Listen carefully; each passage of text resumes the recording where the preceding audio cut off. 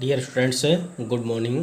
Dear students, हम class 8th में हिंदी व्याकरण में फर्स्ट चैप्टर भाषा विचार पढ़ रहे हैं। इस चैप्टर में मैंने आपको पढ़ाया था कि भाषा किसे कहते हैं। मैंने आपको पढ़ाया कि एक दूसरे से कहने और समझने समझाने के लिए जिस साधन की आवश्यकता होती है उसे ही भाषा कहा जाता है। कहने का तात्पर्य यह है कि भाषा वह साधन होता है जिसके द्वारा मनुष्य अपने मन के भाव और विचारों को बोलकर या लिखकर के प्रकट करता है।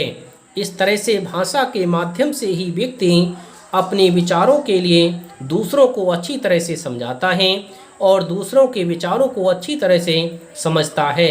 इस तरह से ये समझने और समझाने की प्रक्रिया ही भाषा कहलाती है।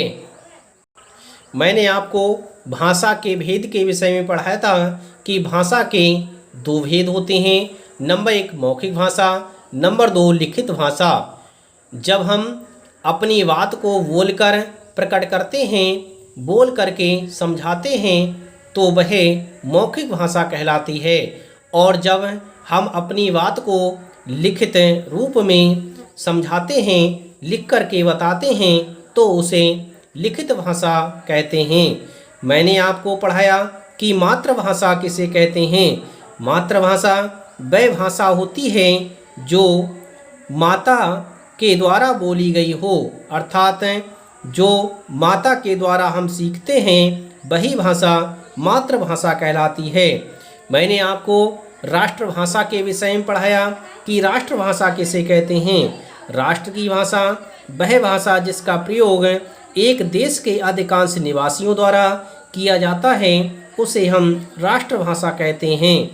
मैंने आपको राजभाषा के विषय में पढ़ाया था कि राजभाषा उसे कहते हैं जो राजकाज की भाषा होती है।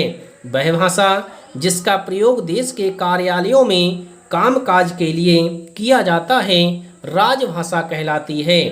इस तरह से मैंने आपको इन भाषाओं के विषय में पढ़ाया था। मैंने आपको पढ़ाया कि भारत में 22 भाषाओं को मान्यता प्रदान की गई है। हमारे भारतीय संविधान में 22 भाषाओं को मान्यता प्रदान की गई है। मानक भाषा के विषय में मैंने आपको पढ़ाया कि मानक भाषा उस भाषा को कहते हैं जो अब प्रयोग की जा रही है।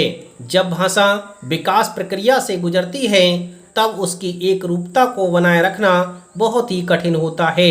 हिंदी भाषा का क्षेत्र बहुत अधिक विस्तृत होता है, इसलिए इस पर बोलियों और उपभाषाओं का प्रभाव पड़ता है। ऐसी स्थिति में वर्णों व शब्दों के एक से अधिक रूप प्रचलित हो जाते हैं। कौन सा रूप शुद्ध है तथा मानक है वह जानने में कठिनाई अनुभव होने लगती है। इस कारण से भाषा में एक रूपता की आवश्यकता पड़ती है। भाषा के जिस रूप को शिक्षित जनों द्वारा प्रयुक्त विद्वानों द्वारा स्वीकृत किया जाता है वही मानक रूप कहलाता है। जैसे मैंने आपको मानक रूप पढ़ा दिया था कि द्वे यह अमानक रूप है, अब यह दध मानक रूप माना जा रहा है।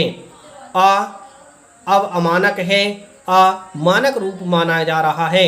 इस तरह से ये मानक और अमानक की श्रेणी दी गई है।